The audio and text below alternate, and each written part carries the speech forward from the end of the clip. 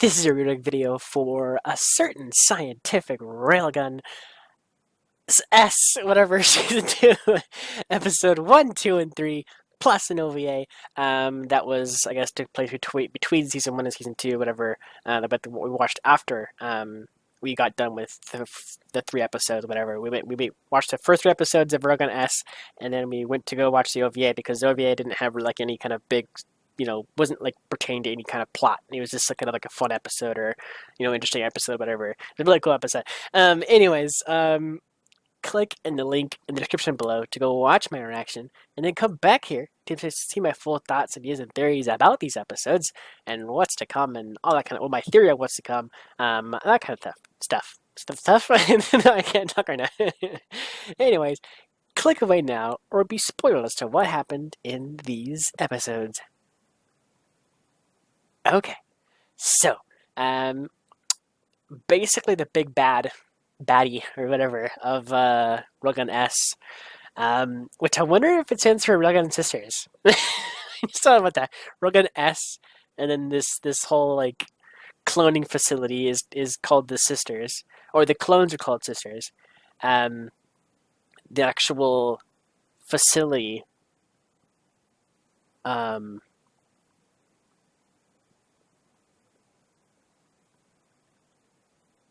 it was radio something? Radio static? It was something similar to that, I think. Anyways. Yeah, so that's like the kind of big bad of the episode, or the season. Maybe part of the season, maybe not the whole season. Yeah,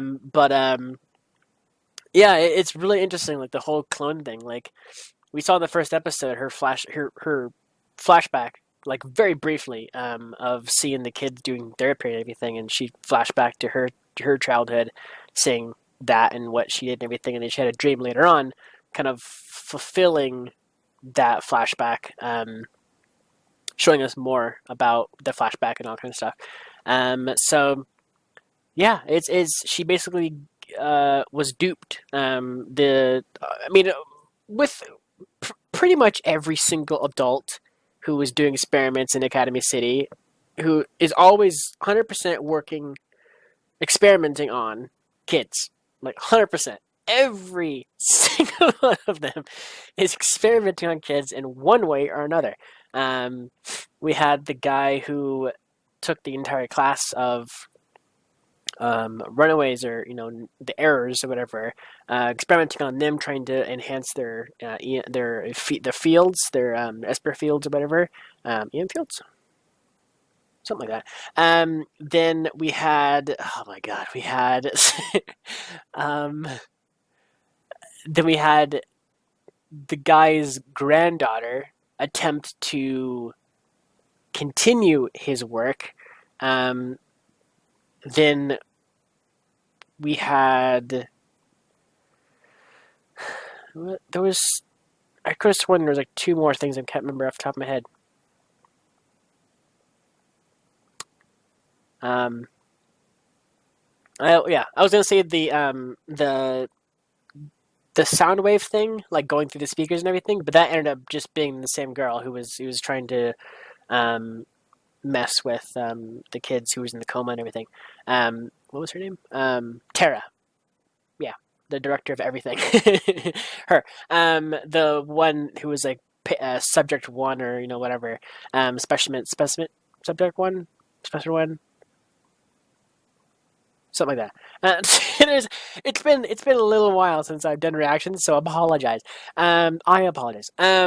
So yeah, it's gonna be really interesting to see where the show takes us to now, because like, now that we know that there's this second railgun out there who is obviously not level 5, we know that. We know they're not level 5. I guess. Wait, do we know that though? Because I had a theory when she was talking, or she was looking at the information in the computer and everything. My big thing is, the document said that they shut down, right? I don't think they fully shut down. I think someone is like taken over the project from the shadows, or whatever, someone who was like part of the program, and is still doing it. Because like they were saying how it was like couldn't be done, like we can't grow level 5 subject. They always turn out level 2s, level 3s, the clones of Railgun. So I'm theorizing that somebody is picking up where they left off, but the like documents that are left are the old documents kind of thing, not the new ones. So that facility that they were in, that like room or whatever with the pods and everything, it's probably an old station that they long since like stopped working in, kind of thing. And they're somewhere else now. And apparently they own that facility because the guards were even being like, yeah, escort her over there and she'll delete the files and yada yada yada, good to go, kind of thing. Like they were all like on board with it. They knew everything why she was there. They knew about her and everything like that. And the clone was actually talking weirdly, almost like almost like those. I don't know if I'm sure a lot of people remember them, but from Mass Effect, that was I the Hanar. Yeah, the when before every sentence they say, like they're excitedly, and then they say the sentence, and then like it's basically like all the Hanar, they're aliens basically, but they have a monotone. They're only monotone kind of thing, and to help distinguish their mood to other alien species, they have to say what they're feeling. So like they're like happy, and then like they go like I'm excited to see you kind of thing, because like they're all monotone, so you can't actually understand like their happiness level, or whatever, or if they're sad, if they're mad, if they're glad to see you, if they're angry to talk to you, if whatever. So they have to actually physically say, like sadness, and then they talk, whatever they need to talk about, kind of thing. So that reminds me, this clone in Railgun is doing that kind of thing. Like she's talking, and then she like narrated her own like sentence like afterwards. She was like, it wasn't like the Hannah thing. She wasn't like talking about moods, but she was like, she said something, and then it was like, said, or like like a narrator would do it, like like just almost done here kind of thing, whatever, said the girl, whatever. Like that was like pretty much what she was doing. So I'm interested to see what that's about. Like I'm wondering if she's a like kind of part robot or conditioned to talk like that, or something. I'm not sure. At first I thought her outfit was actually going to play a big part in these episodes, because the actual Mikasa, she took off her uniform and got like plain clothes, and she walked into the facility. And then the other people, the girls, they're all like having a little powwow thing, whatever, and they were talking about how she never takes off her uniform, and then they realized like not all the girls at that academy are not supposed to get their clothes off, because like or change clothes, because they're shows pride, right, of like their academy, or school I should say. So when that was happening, like simultaneously, I thought that they were going to interact with the real Mikasa with the no uniform on, and immediately just like yell at her saying that she's the clone and all kind of stuff, and then have to go to this huge process to try to figure out who's the right clone and who's the real one, and all that kind of stuff. I could definitely see that happening in the future. We did have like a kind of like a cool little ending on episode 3.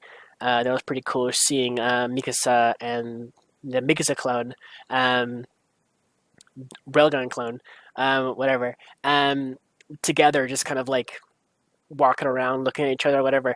So I'm wondering if, obviously, I think that is just like artistic. Like I don't think that's ever going to happen in the actual anime. I doubt the clone is going to be like a friend, like I or even live past, whatever. Because in typical like sci-fi nature, clones don't live that long. Clones only live for like days, weeks, maybe a couple of years, and then they kind of deteriorate and die because like they're um, clones are not fully organic. Like they're always like brewed to like mass produce and they were saying how like they were introducing some kind of weird element into her tube, whatever, to make her like super growth kind of thing. Like she, like it's like they were like incubating like um, a little infant kind of thing like in the tube or in the pod and introducing this kind of new element or whatever, it like sped the growth up. So like it sped up to the size of Mikasa, like the actual size. So that like speed growth thing is the thing. Like I do hardcore believe the clone is not going to outlive Mikasa. It's not gonna. It's gonna die. Um, we're probably gonna see some like an episode about that. I doubt Mikasa is actually gonna attack the fake her. Maybe she will. Maybe at first. Um, but I don't know. I'm not sure if the clone is gonna actually have hardcore emotions. It doesn't sound like it. It sounds like from the project as well that they took steps to eliminate emotions. So that could also stand to reason, or stand to reason why she was talking so weirdly, is because she doesn't have emotions. Like she's like her. She's like kind of memory wiped in a way. Um, so her memory and everything, I guess, the clone, is from Shinobu, who was a high schooler working in the facility or whatever since she was young, I guess. Um, I'm just really interested to see what her thing is, but it seems like she's kind of really super smart.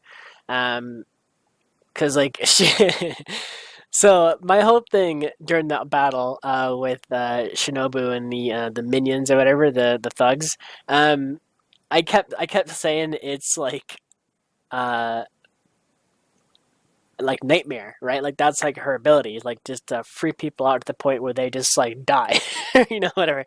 Um, but it wasn't the case.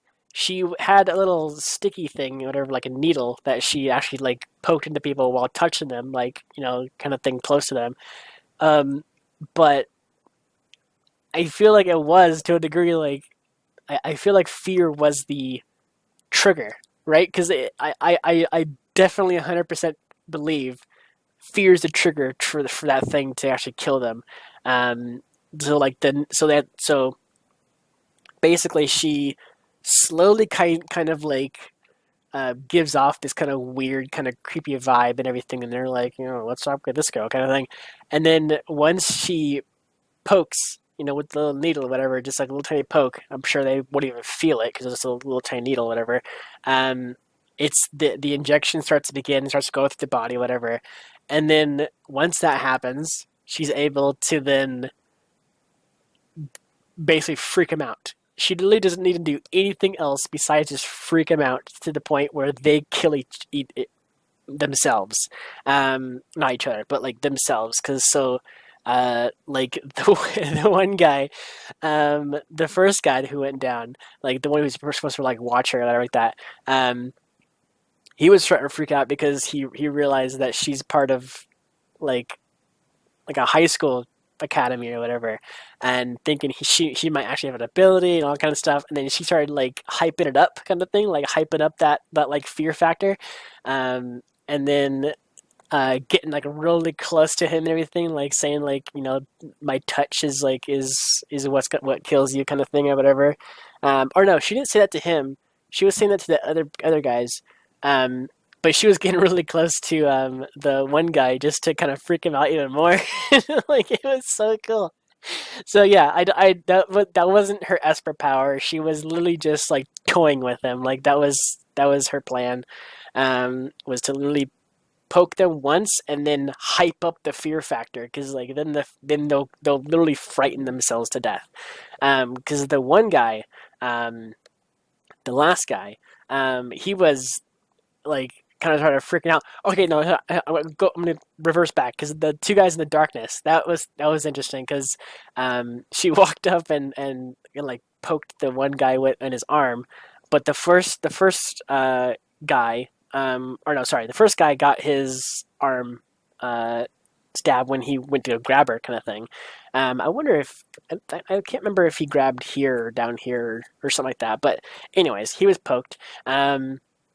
Then the second guy got poked, and then she just walked over and turned the lights off, and the fear factor just kept rising to the point where one guy passed out or died or whatever. I think they passed out. I don't think they actually died, but yeah, he passed out, and then it probably heightened the fear even more of the second guy, and then he passed out, and then the lights turned back on, and she had her eye closed, and that's typically a tactic to make it so you can see better in the dark, right? Because if you are in the dark, your eyes adjust to the darkness, kind of thing. But when you flick a light on real quick, your pupils shrink to let in less light because it's bright. When it's in dark, it expands so that we can see more light because they're trying to see all like the little small low light, whatever. Anyways, so her closing her eye was so that way that eye was still kind of big. It was the pupil was still big. It was still used to the darkness. While this eye was the one looking at that guy, the last guy. Yeah, it's like just yeah. So she literally just stood there, turned the lights off, waited a couple of seconds, like probably looking at them, whatever, looking at them fear, and then closed her right eye, turned it on, and then was like talking to the guy or whatever, and then turn it off again, so that way she can still like talk to the guy or whatever, and then when she turned the lights off, she can open her eye again and still see in the dark like easily, but like he's blinded because he can't see anything, because the lights kept flickering on and off, and his pupils keep going like that kind of thing. So it's so freaking dirty, but it's I like it. It was a cool like tactic on her part. Because like she's not an esper, like to my knowledge, anyways. Maybe she's like a mind esper kind of thing, but um, yeah, she had it down. That was an amazing trick, like on her end, just to do that. It was so freaking cool. Um, so she said she's trying to draw out the people who were doing the experiments or whatever, who in the darkness kind of thing. Um, she basically made up the rumors and everything, started passing out all the cards, all in the hidden sectors that are away from cameras. So that way, when the rumors started, so that way the kids and everything from all over can spread the rumor. So that way, all the kids start to like look through the alleyways and like whatever, looking for these little like credit chips or credit cards, um, and in a way like limit the overall like um, shadiness of like this company or whatever that's doing these experiments on cloning. So I don't think she's bad. I don't think Shinobu is bad. I feel like she's trying to help cover up the experiment or shut him down or something like that. I definitely feel like she's to some degree good. I don't think she's 100% good because she did try to leave those thugs to burn to death, basically. Um, which yeah, it led me to believe that they didn't die. She didn't kill them. She just knocked them out, whatever, and then she was burning evidence, and then Mikasa like knocked into her, and she dropped it on the ground, died in the fire. Um, but yeah, so she didn't care about them living really. Um, so yeah, I that was the whole instance is really really freaking cool. I love that whole fight scene.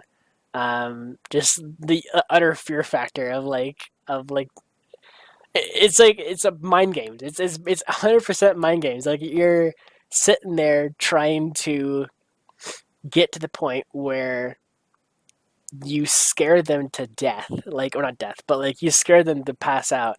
So you inject them with a thing that, like, in a way heightens their senses, or whatever. It's like the formula that, like, if they're scared or like that, like, then they just pass out, or whatever. So like she just needs to heighten that, like, fear factor. So that is, oh my gosh, that episode was really fun to watch. Um, got to see two railgun abilities in the first episode and the third episode. Or no, sorry, the OVA.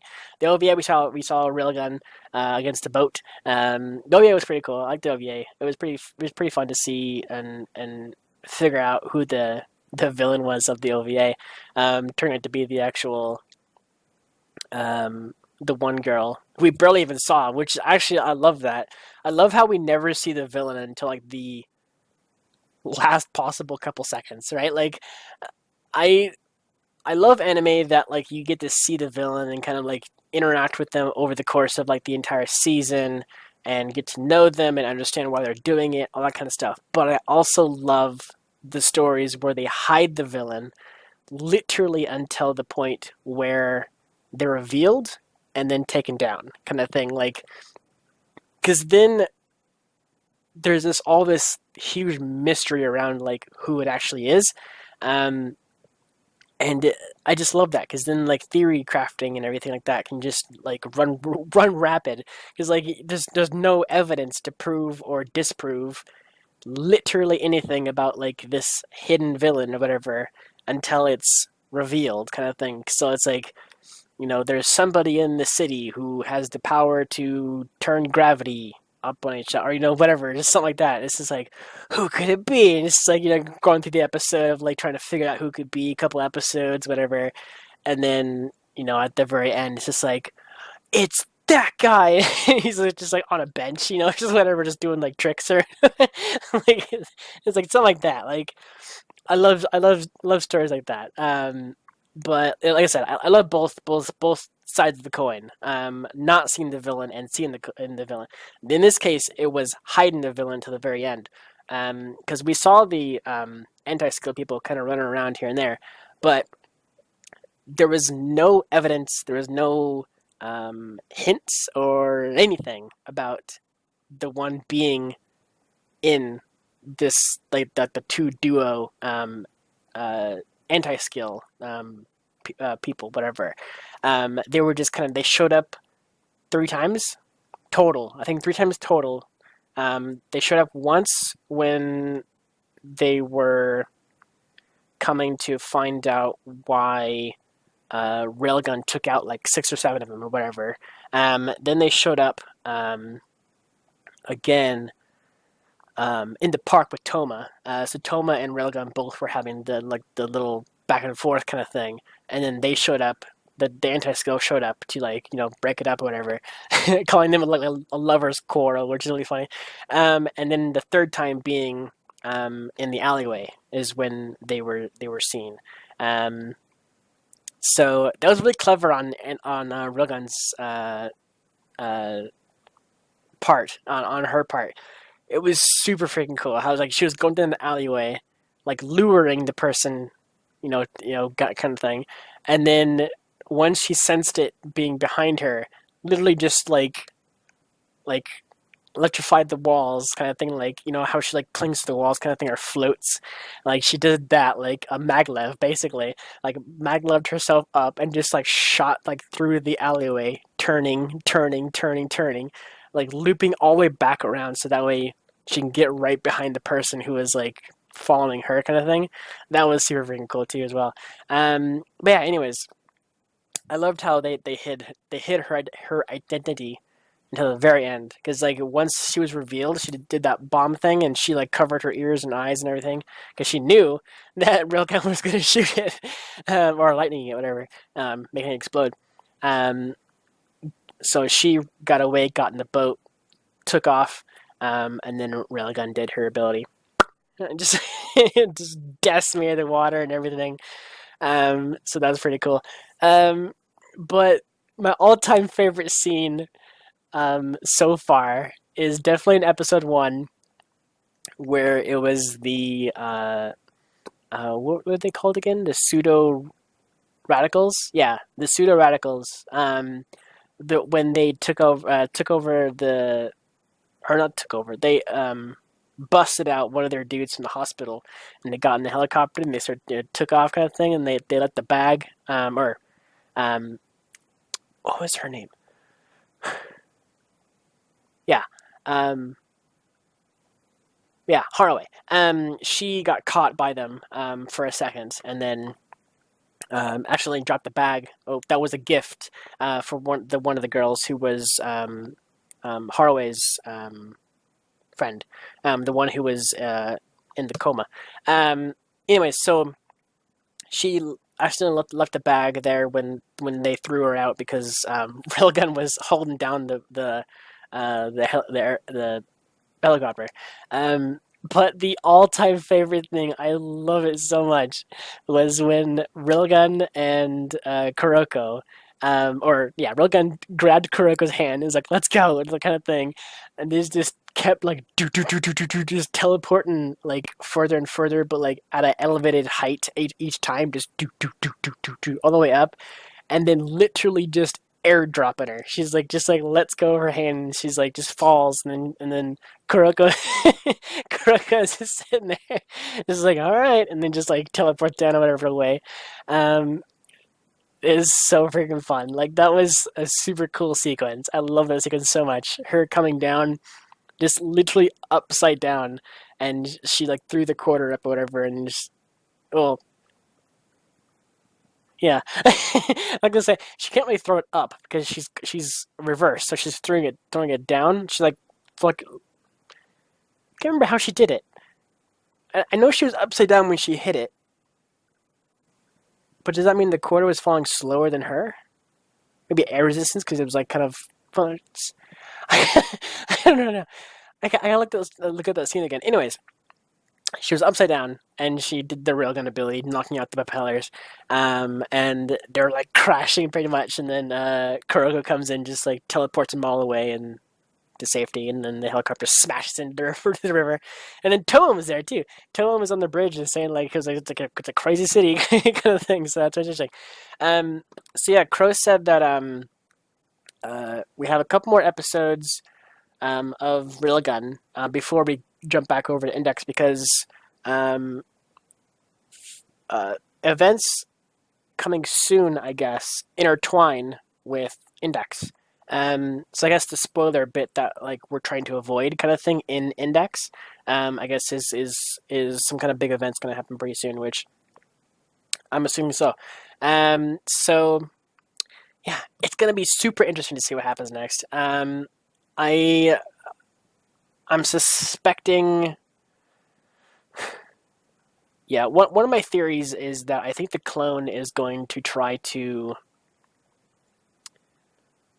be a bit more bold in walking around town, but at the same time, like bold being like in a way like taking over Railgun's life, like doing stuff that Railgun would do, but at the same time, what we saw of Railgun, the clone, she doesn't talk the same. Her voice is the same, but like her speech pattern and everything is not her. So I don't think that they can pull it off doing that. So I'm not entirely sure. But I feel pretty soon we're going to actually interact with the clone more in the real world, like above ground kind of thing, like out in the streets or whatever. I feel like if Satin saw her again kind of thing, running up to her, grabbing her, spinning her around, revealing it is the clone kind of thing, talking to her, and then we'll find out more about her maybe there. I don't know. It's gonna be super interesting. I'm hyped to see more. So thank you so much for watching, and tune in next week for some more Railgun S. Yeah, I was gonna try it. Yeah, we're fine. Thanks so much for watching. Take care, buddy.